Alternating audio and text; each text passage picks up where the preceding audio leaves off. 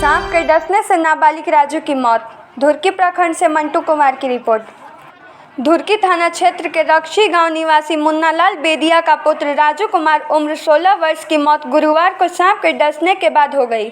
नाबालिग राजू की मौत की जानकारी देते हुए परिजनों ने बताया कि रात में खाना खाने के बाद दोनों भाई एक साथ घर के आंगन में सो रहे थे। तभी मध्य रात्रि में अचानक बादल के गरजने और हल्का बूंदाबूंदी बारिश होने के कारण वे लोग आंगन से उठकर रात्रि में ही घर के कमरे में जमीन पर लेटकर सो गए। इसी दौरान नींद में सबकी आंखें लग गई और रात में अंधेरे के कारण जहरीला सांप घर में घुस आया और नाबालिग राजू के बाएं हाथ में सांप ने बच्चे को डस लिया। वहीं सांप ने जिस हाथ पर किशोर को काटा है वहां अधिक खून भी निकले हैं। देखने के बाद ऐसा प्रतीत हो रहा है कि सांप ने किशोर को गुस्से में तीव्र प्रहार कर डसा है।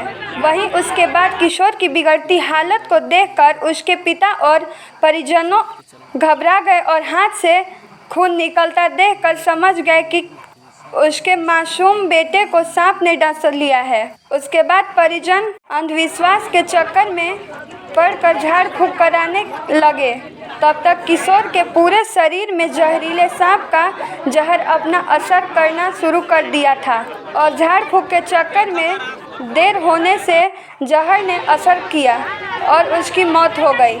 इधर किशोर राजू की मौत जागरूकता के अभाव में और माता पिता की नासमझी का कारण हो गई और सभी परिजन रोने बिलखने लगे। अंधविश्वास और झाड़ फूंक के चक्कर में रहने के कारण किशोर की मौत हो गई।